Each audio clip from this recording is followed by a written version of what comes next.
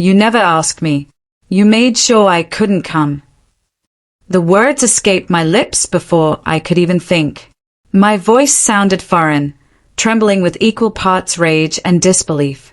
I was holding the glossy cruise tickets in my hand, each one with my parents' names and my siblings' names neatly printed. Everyone but mine. My chest tightened like someone had placed a vice over my ribs. I'm Rachel, 27 years old, and this is the night my world cracked open. Before I go further, if you've ever been betrayed by the people you trusted most, or felt like the black sheep in your own family, hit subscribe right now. Trust me, this story is going to hit home. The tickets weren't lying. Caribbean Royal Cruise, Suite Level, they read. 7 days of sun-soaked beaches, 5-star dining, midnight entertainment, all paid for. But just 2 weeks ago, my dad had called me in his weakest voice, telling me he couldn't cover his medical bills. He'd sounded desperate, and without hesitation, I wired him $2,800. That was my rent, my savings, and most of my food budget. I told myself, it's for Dad. It's life or death. You can recover later. But staring at these tickets, reality hit me like a punch in the gut. It wasn't about survival. It was about luxury, and I had been the only one left off the guest list. My mind raced back to that night. I had gone over to my parents' house to drop off some old boxes I'd been storing for years. Mom wasn't home, but the kitchen counter was cluttered with mail, catalogs, and a bright folder that practically begged me to open it. Maybe it was instinct, or maybe it was years of suspicion finally clawing its way up, but I slid the folder open and froze. 4 cruise passes, tucked neatly in plastic sleeves.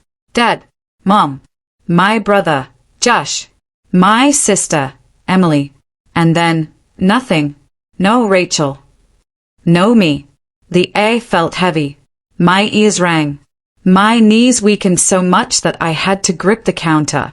It was like the entire room tilted, and I was falling but couldn't find the floor. Why not me? I whispered into the empty kitchen, but the silence pressed back like a cruel answer. When Mom finally returned that evening, I confronted her. The words tumbled out, raw and jagged. Where's my ticket? I asked, holding the folder like evidence in a trial. Her smile faltered for only a second before she smoothed it over, like she'd rehearsed it. Rachel, honey, you're always so busy with work. We didn't want to pressure you into taking time off. Pressure me? That $2,800 I gave them wasn't free cash. It was the sum of weeks of working double shifts, skipping dinners, pawning off my old jewelry just to make ends meet. And yet, they thought I'd be too busy to join a family vacation? You never asked me, I said, my voice shaking now, louder than before. You made sure I couldn't come. Mom's expression hardened, her voice flattening like a blade. Don't be dramatic. Your father needed that money. You were helping. Helping. The word cut deep. Helping who? Not Dad's doctor. Not his medical bills. Helping them sip cocktails on a deck while I sat at home, rationing groceries. The rage in my stomach twisted into nausea. I felt the betrayal in every bone, every nerve ending. This wasn't just about money. It was about value. I wasn't a daughter to them.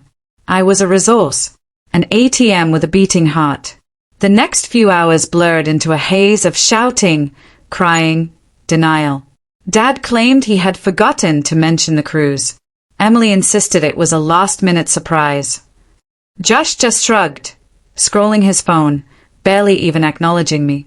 Every excuse felt like another slap across the face. The family I had bled for, financially, emotionally, physically, couldn't even find the decency to include me. I drove home that night with tears blinding my vision, the folder still clutched in my hands like a cursed relic. My apartment felt colder than ever, the silence deafening. I curled up on my bed, shaking, replaying every word in my head. But underneath the heartbreak, a different kind of fire flickered to life. This was the moment the mask came off. This was the night I stopped pretending my parents loved me unconditionally. This was the night I started writing my own story. Broken heart, I didn't know then how deep the scars went, or how far this betrayal would spiral. But looking back, this was the exclusion revelation, the first time I truly saw my family for who they were. And once you see the truth, you can never unsee it. Growing up in my family meant learning, very early, that love wasn't evenly distributed. My siblings, Josh and Emily, seemed to float on an invisible cushion of favoritism. I, on the other hand, was expected to carry weight no one else wanted. I can remember being 11 years old, clutching a crumpled flyer in my hands.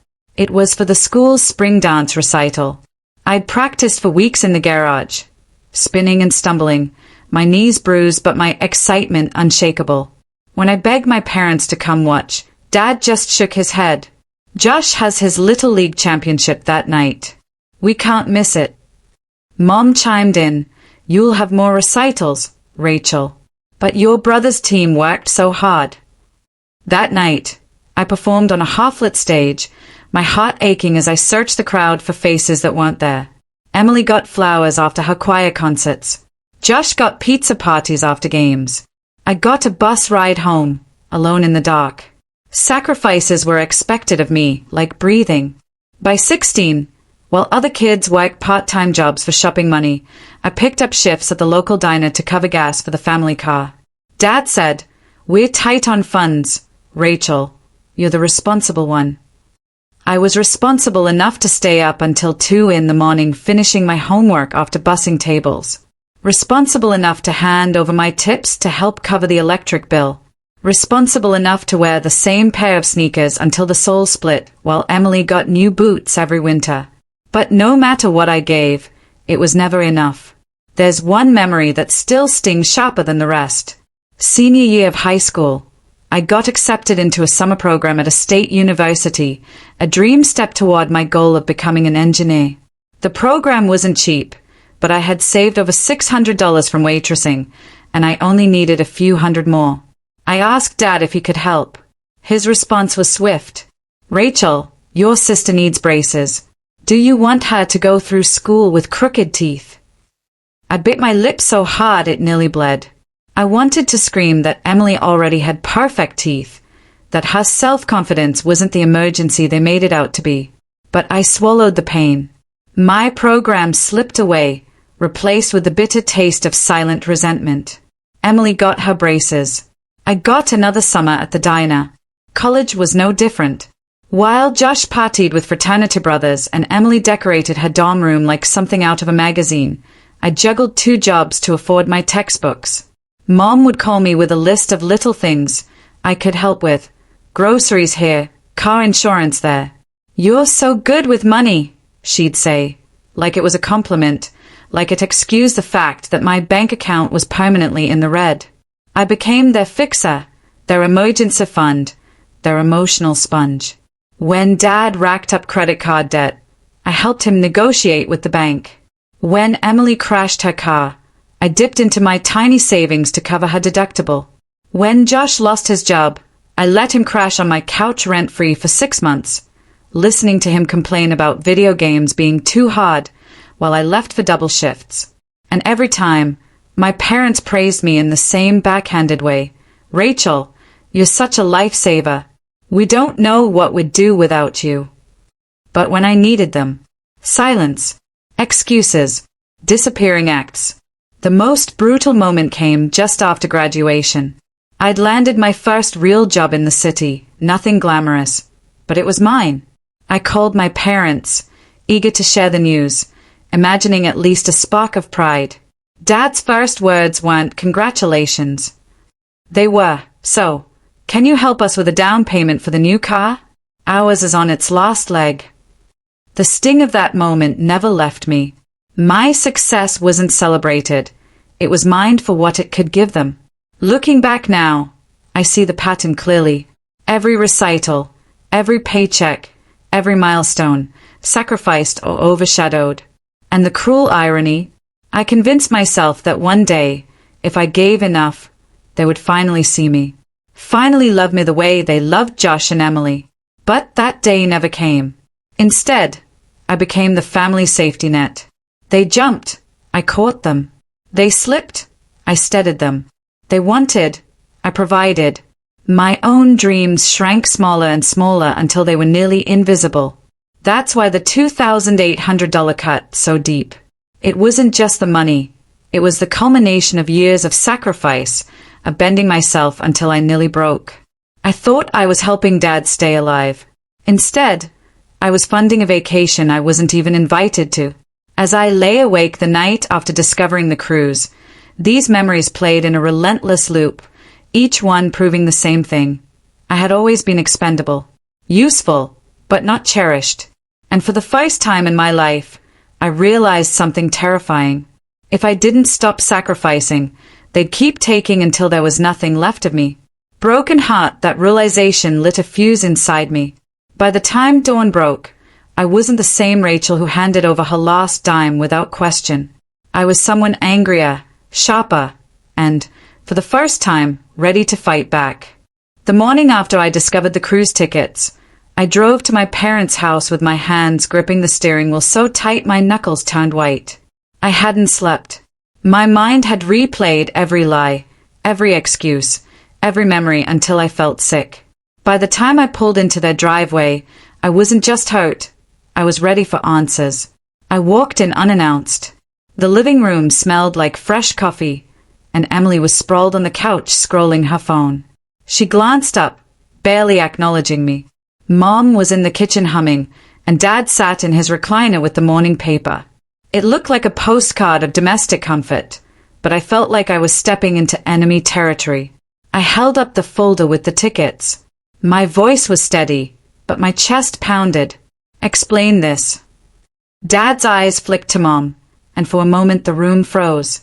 Then Mom laughed lightly, like I had walked in holding a bouquet instead of proof of betrayal. "Oh, Rachel," she said. "You weren't supposed to see that yet. We were going to tell you." "Tell me what?" I snapped. "That you all planned a cruise? With my money, and somehow forgot to include me." Dad folded his paper slowly, his voice calm but patronizing. "Now, sweetheart, don't get upset. You know how busy you are. We didn't want you to feel pressured." The words hit like deja vu. Busy. Pressured. They'd decided for me, twisted it into something they claimed was for my own good. Emily chimed in from the couch without looking up. "Honestly, Rachel, you'd probably be bored anyway. Cruises aren't really your thing." My stomach turned. My thing? They'd never once asked me what my thing was. They assumed, dismissed, and acted like they were protecting me while erasing me. "I sent Dad nearly $3,000, I said, my voice trembling. "I thought it was for bills. Medical bills." Mom's tone hardened, sharp now. "It was for the family, Rachel. We all needed a break. Don't twist this into something ugly." There it was, the first strike of gaslighting. Don't twist this. As if I was the problem, not the reality staring us all in the face. Josh wondered in mid-conversation, rubbing his eyes. "What's going on?" he asked. "She's making a big deal out of the cruise," Emily muttered. Josh smirked.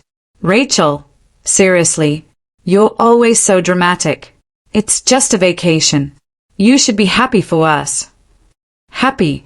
They wanted me to smile while they used my money to toast champagne on a deck I'd never see. Gaslighting has a way of making you question your own memory, your own sanity.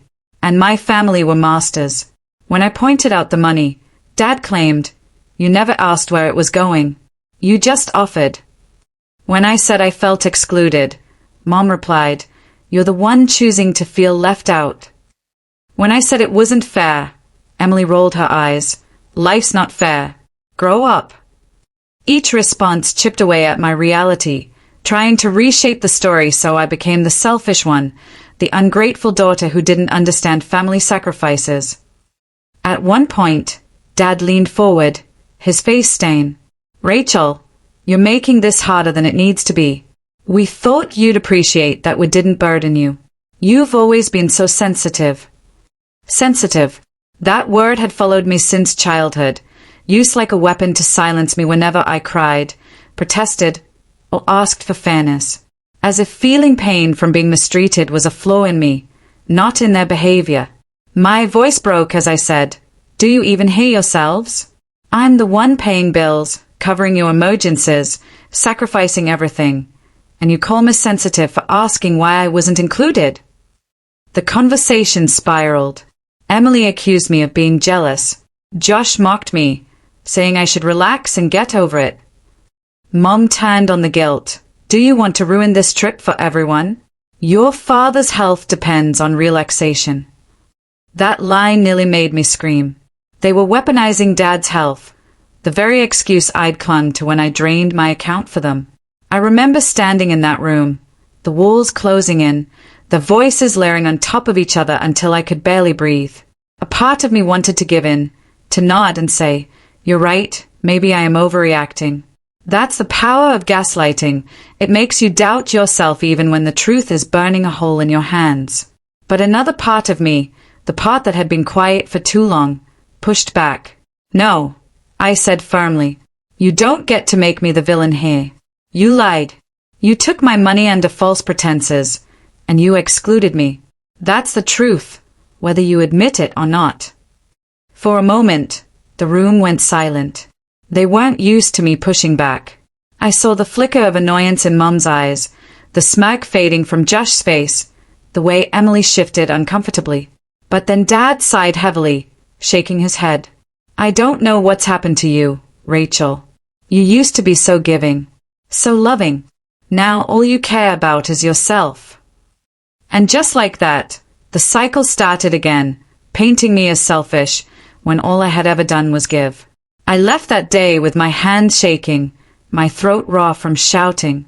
They hadn't admitted anything. They hadn't apologized. Instead, they'd twisted the knife deeper, convincing themselves I was the problem.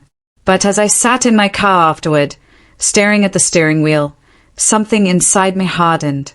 For years, I let their gaslighting shape me, convince me I was weak, dramatic, or sensitive. Not anymore. I knew what I saw, what I gave, what they took. The truth was mine, and I wasn't going to let them rewrite it again. Broken heart, that realization was terrifying, but it was also liberating. The gaslighting games had worked on me for years. But now I was starting to learn the rules, and I wasn't going to play anymore. After the confrontation, I went home and collapsed onto my couch, still trembling with anger. My apartment had never felt smaller, but at the same time, it was the only place where I could breathe without someone twisting my words. The folder with the cruise ticket sat on the coffee table like a ticking bomb. Every time my eyes landed on it, I felt another wave of betrayal crash over me. But beneath the grief, something else was building. Resolve. For years, I'd convinced myself that if I just gave a little more, if I bent a little further, they'd finally see me as worthy. But the cruise had made the truth undeniable. My family would never stop taking. The only way to save myself was to stop giving. That night, I opened my laptop and pulled up my bank statements. The screen glowed, highlighting every transfer, every Venmo note, every Zelle payment with Mom, Dad, Josh, Emily attached to it, rent, car repair, groceries, insurance, hospital bills. The list stretched back years, and the total made me sick. Tens of thousands of dollars. Gone. Not invested in me, not saved for my future, not used to build anything of my own. Just handed over, swallowed whole by a family that never thought twice. I stayed up past midnight, documenting everything. I made a spreadsheet, each row a painful reminder. $500 for Emily's car deductible. $800 for Josh's rent when he got evicted. $1,200 for Dad's credit card emergency. $2,800, the final blow, for Dad's supposed medical bills. The numbers didn't lie. They told the story of a daughter turned into a financial crutch. By 2 a.m., I had made my decision. This wasn't going to continue. Not one more dollar. Not one more ounce of my sanity. The next morning, my phone buzzed with a text from Mom. "Don't let yesterday ruin the cruise. We'll bring you back a souvenir. Love you." A souvenir. as if my betrayal could be patched over with a keychain. I didn't respond. Instead, I drafted my own message. My hands shook, but each word felt like reclaiming a piece of myself. From now on, I will not be providing financial support to the family. I will no longer be covering bills, debts, or emergencies. I need to prioritize my own life and stability. Please respect this boundary. I read it 5 times before hitting send. My chest tightened as the 3 little dots appeared. Mom typing. Her reply came quick, dripping with guilt. Rachel, you can't be serious. After all we've done for you. Your father is counting on you. Don't abandon us. Abandon. The irony burned. They had excluded me, lied to me, drained me, but in their narrative, I was the one abandoning them.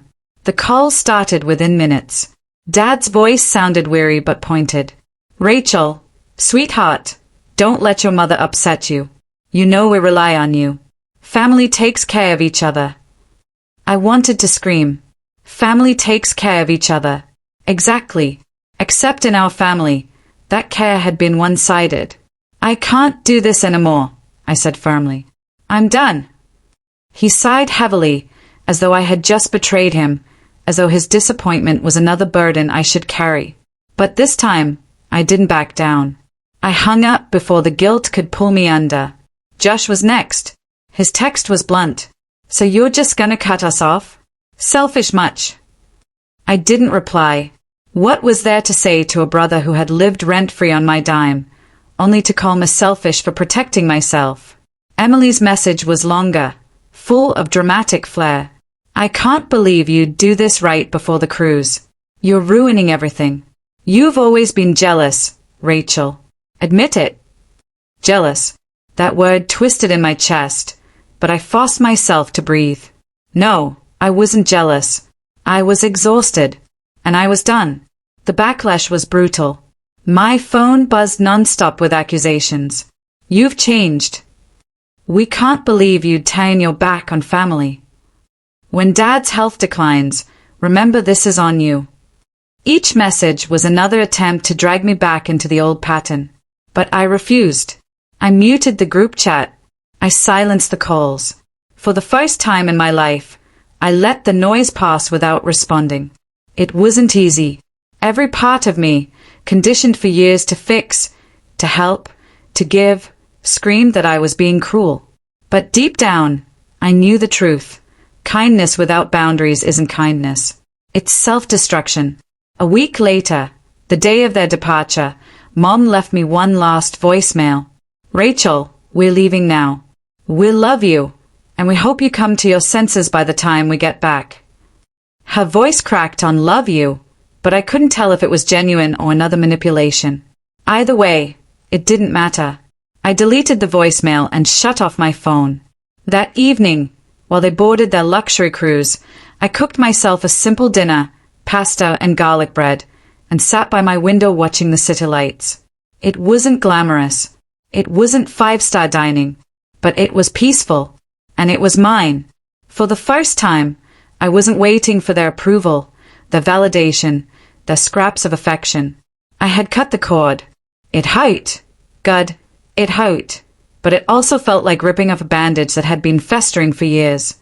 Underneath was raw skin, but at least it had the chance to heal. As I lay in bed that night, I whispered to myself, you are not their safety net. You are not their ATM. You are not their scapegoat. For the first time, I believed it. Broken heart, cutting the cord didn't erase the pain, but it gave me something I hadn't felt in years. Control.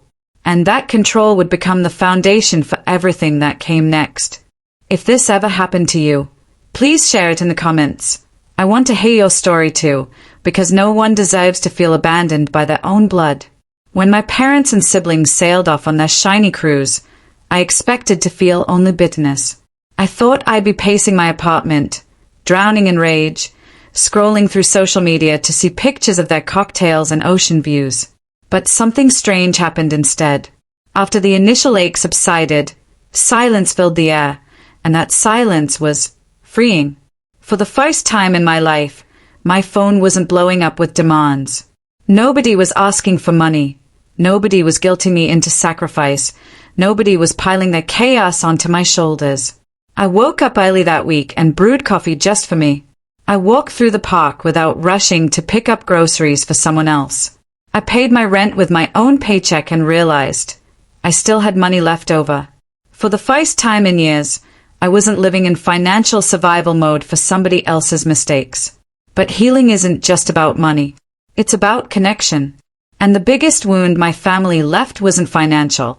It was emotional. They had made me feel like love was conditional, like belonging was something I had to buy.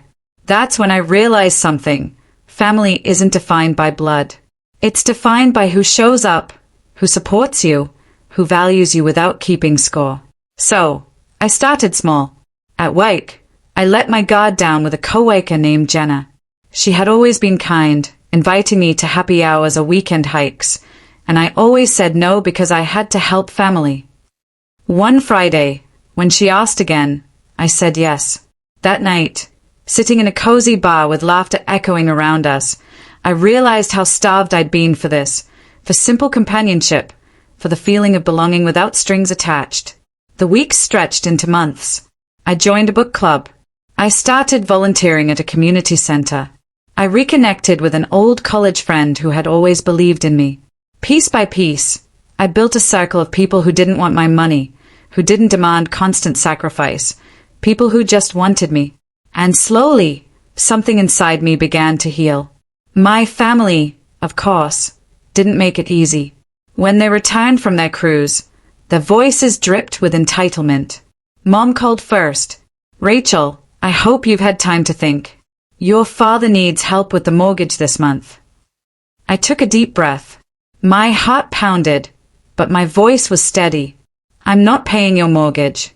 I've told you before, those days are over. She gasped as if I'd cursed her.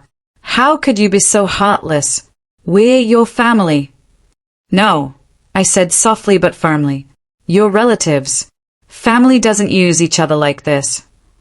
And for the first time, I hung up without guilt. They tried again and again. Dad with his sighs, Josh with his insults, Emily with her dramatics. But each time, I stood firm. And each time, the voices seemed to lose a little more power over me. By month 3, something miraculous had happened.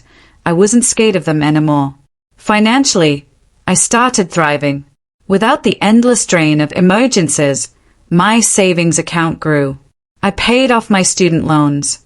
I started dreaming about things I'd never let myself consider. Traveling, maybe even buying a small home of my own. Emotionally, I flourished. My weekends weren't filled with guilt trips or obligations. They were filled with laughter, books, coffee dates, and hikes. The friends I had once kept at arm's length became my chosen family, people who reminded me daily that I was worthy of love and joy just as I was. One evening, while sitting around a bonfire with my new cycle of friends, Jenna leaned over and said something that stuck with me. You know, Rachel, you're one of the strongest people I've ever met. Not because you helped your family, but because you had the courage to stop. I smiled, a lump rising in my throat. For so long, I thought strength meant carrying everyone else. But maybe real strength was finally putting down the weight that was never mine to bear. Do I still think about my parents and siblings? Of course. Some nights the memories ache like an old scar. I wonder if they ever see the truth of what they did, if they ever regret replacing my sacrifices with cruises and cocktails. But here's what I've learned. Closure doesn't come from them. Closure comes from me choosing not to let their betrayal define me. Now, when I look at my life, I see color where there used to be gray. I see a woman who is no longer an ATM in her own family story. I see a future that belongs to me, not the endless demands of others. And most importantly, I see love. Real love. Chosen love. A family not by blood, but by heart. So if you're listening to this and you've been drained, used, or betrayed by the people who were supposed to protect you, I want you to hear me. You are allowed to walk away. You are allowed to cut the cord. And you are allowed to build a family that actually deserves you. Because that's what I did. And though it hurt like hell, It was the best decision I ever made. Broken heart, that was my story. If you've lived through something like this, drop your story in the comments. I'll read every single one. And don't forget to hit that subscribe button, because I have more stories to share. Stories that prove even when your own family lets you down, you can rise, you can rebuild, and you can find love in the most unexpected places. Because sometimes, the strongest families aren't the ones we're born into. They are the ones we choose.